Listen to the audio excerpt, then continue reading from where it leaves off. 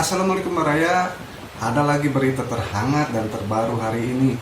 Datang dari anggota DPRD yang mengkritik Pak HDM terkait kirab budaya Tatar Sunda yang diadakan kemarin.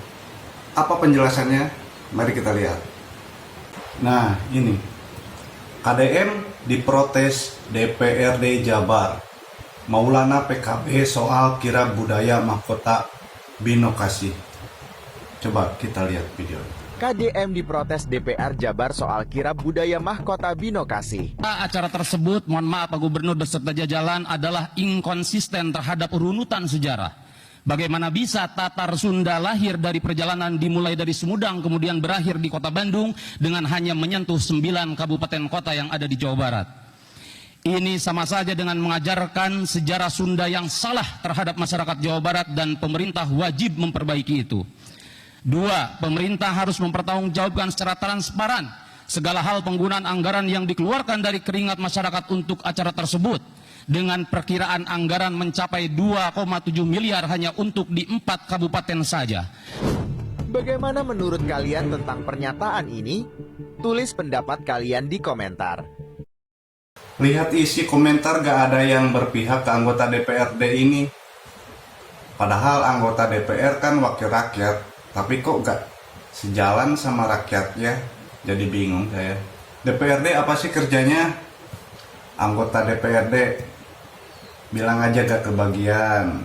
Ada 2 hal Pak Gubernur, Pak Pimpinan. Saya secara pribadi sangat meyakini bahwa cita-cita Pak Gubernur akan pendidikan dan kebudayaan memiliki cita-cita yang sangat luhur. Yang pertama terkait masalah kebudayaan, saya ingin membahas sedikit tentang Milangkala Tatar Sunda. Kegiatan perayaan Milangkala Tatar Sunda adalah ahistoris karena rangkaian acara tersebut hanya bersandar pada sejarah tanggal 18 Mei saja, yaitu tepat pada waktu 669 Masehi, tanpa ada referensi pasti bahwa rangkaian harus dilaksanakan selama 16 hari, yaitu dimulai sejak tanggal 2 Mei hingga 18 Mei. Serta acara tersebut, mohon maaf Pak Gubernur beserta jajaran, adalah inkonsisten terhadap runutan sejarah. Bagaimana bisa Tatar Sunda lahir dari perjalanan dimulai dari Sumedang kemudian berakhir di kota Bandung dengan hanya menyentuh 9 kabupaten kota yang ada di Jawa Barat. Ini sama saja dengan mengajarkan sejarah Sunda yang salah terhadap masyarakat Jawa Barat dan pemerintah wajib memperbaiki itu. 2. Pemerintah harus mempertanggungjawabkan secara transparan segala hal penggunaan anggaran yang dikeluarkan dari keringat masyarakat untuk acara tersebut dengan perkiraan anggaran mencapai 2,7 miliar hanya untuk di 4 kabupaten saja. Lalu bagaimana dengan 5 kabupaten kota lainnya? Apakah itu dari anggaran daerah mereka sendiri?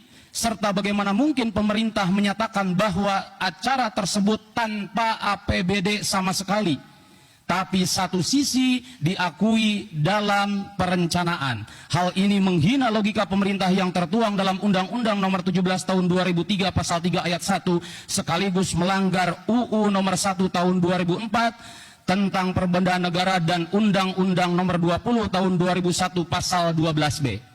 3. Pesta tersebut mencederai empati terhadap masyarakat Jawa Barat yang masih di bawah garis keharusnya, baik garis kemiskinan, pendidikan, kesehatan, dan recovery pasca bencana.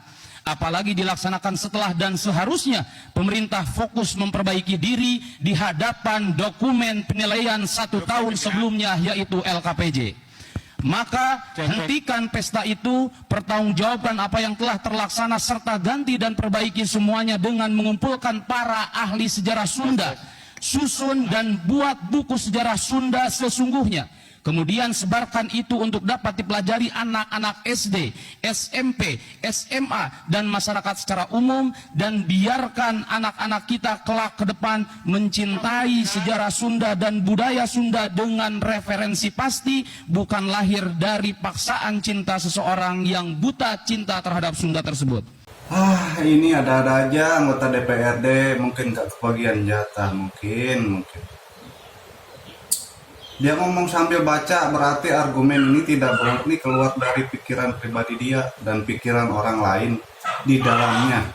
Di kirab budaya Sunda yang lagi dilakukan oleh Gubernur Jawa Barat gitu ya, banyak yang bilang gubernur ini main raja-rajaan, bahkan ada yang bilang wakil rakyat kita sendiri di Jawa Barat ya, kalau Gubernur Deddy Mulyadi ini main raja-rajaan. Kenapa banyak banget orang yang terkesan gak suka gitu ya dengan acara budaya ini? Kita coba bahas biar kalian bisa Banyak sekali yang gak suka. Jadi sama kalian Pak harus Deddy. paham dulu ini, kalau misalkan di Jawa Barat, suku yang mendominasi itu adalah suku Sunda. Nah, suku Sunda ini adalah suku terbesar di Jawa Barat dan bahkan kedua di Indonesia yang memiliki akar budaya yang sangat kuat, filsafat yang sangat kuat, serta nilai-nilai luhur yang sangat kuat.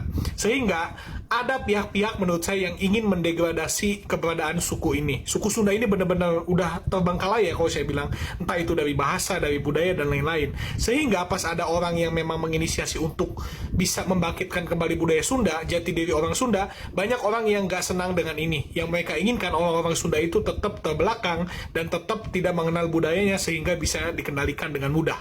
Itu sih yang saya lihat ya. Jadi orang Sunda, kalian harus tetap bangga dengan budaya kalian. Sebagai orang Jawa Barat asli dan orang Sunda asli, saya sangat mendukung hal ini sebenarnya dalam konteks budaya ya. Iya, saya juga sangat mendukung. Saya sangat bangga dengan budaya Sunda yang diadakan Pak Gubernur itu, kirab budaya. Nih, saya aja orang Bali bangga dengan budaya leluhur suku Sunda. Nah, bukan hanya orang Sunda saja, bukan rakyat Sunda saja, tapi orang Bali pun juga bangga leluhur suku Sunda. Itu. Loba nu ngomong cenah Deddy Mulyadi nanaonan nyeun acara kirab budaya Milangkala Tetar Sunda teh. Cuman meakeun anggaran hungkul. Hayang rarajaan daripada nyeun acara kikituan lamun misalkan bener peduli terhadap kesenian jeung budaya orang Sunda, perhatikeun para seniman jeung para budayawan Sunda. Lamun misalkan orang mikir secara positif, ayana pagelaran atau ayana kirab budaya Tatar Sunda teh justru eta teh memancing pembahasan soal sejarah Kasundaan, pembahasan soal kesenian, soal kebudayaan yang selama ini sudah jarang kita dengar dibahas di ranah publik. Lamun misalkan acara kirab budaya Tatar Sunda sebagai masyarakat Jawa Barat, orang Sunda, urang sorangan teu apal aya mahkota Binokasih Sangyang Pake yang mempunyai sejarah penting bagi peradaban kerajaan Sunda. Selain itu lewat kirab budaya Tatar Sunda juga kita bisa melihat berbagai kesenian, berbagai budaya di Betul. Nu tadina henteu nyaho ayeuna mah jadi nyaraho daerah, gitu. kabupaten atau kota masing-masing. Di Kabupaten Bandung ada kesenian reak, ya. Di Kota Depok ada tari gudeg ayu. Di Kabupaten Garut ada kesenian khas Surak Ibra. Kabupaten Sumedang ada tari umbul. Dan Kabupaten Karawang ada tari jaipong. Bukannya ini juga melibatkan para seniman, para budayawan di tiap. Nah, eta nu paling penting. Iya, Bak.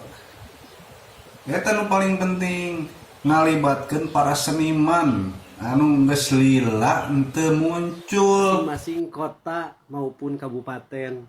Sebagai Gubernur Jawa Barat, Kang Deddy Mulyadi telah memberikan ruang untuk para seniman ini tampil memperlihatkan betul, bakatnya. memberikan Melalui ruang kirab yang para budaya seniman Tatar lah Sunda keren. juga.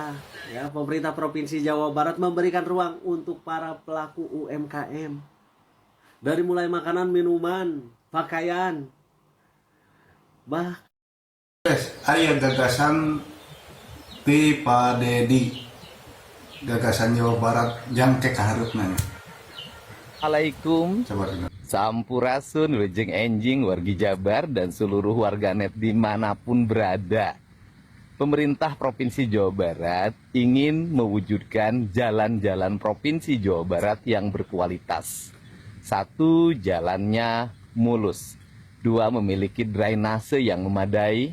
Yang ketiga, dilengkapi oleh CCTV sebagai pengaman bagi para pengguna jalan. Yang keempat, memiliki jaringan penerangan jalan umum yang memadai dan indah. Yang kelima, dilengkapi pos pengamanan yang di dalamnya ada mobil derek, ada mobil pemadam kebakaran, ada ambulan, ada tim paramedis. Selanjutnya, apabila itu semua sudah terwujud, kami ingin menghapus pajak kendaraan bermotor. Kemudian Menghapus pajak kendaraan diganti bermotor. dengan jalan berbayar. Artinya, menggunakan jalan baru berbayar. bayar. Jalan tidak digunakan, tidak usah bayar.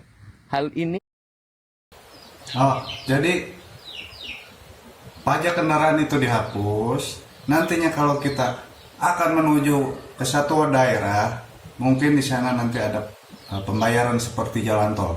Mungkin ya. untuk mewujudkan rasa keadilan.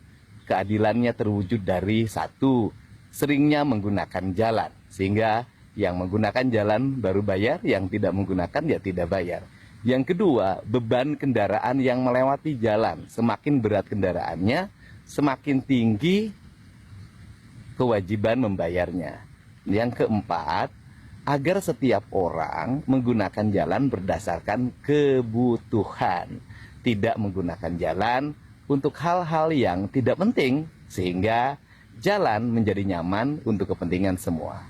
Ini baru gagasan dan tim kajiannya sudah kami siapkan untuk melakukan telaah yang melibatkan para akademisi, para pakar, dan berbagai pihak lainnya yang memiliki kepentingan dan kemauan serta kemampuan dalam membaca arah perkembangan jalan. Hatur nuhun. Oke guys, cukup sekian berita kali ini. Assalamualaikum warahmatullahi wabarakatuh.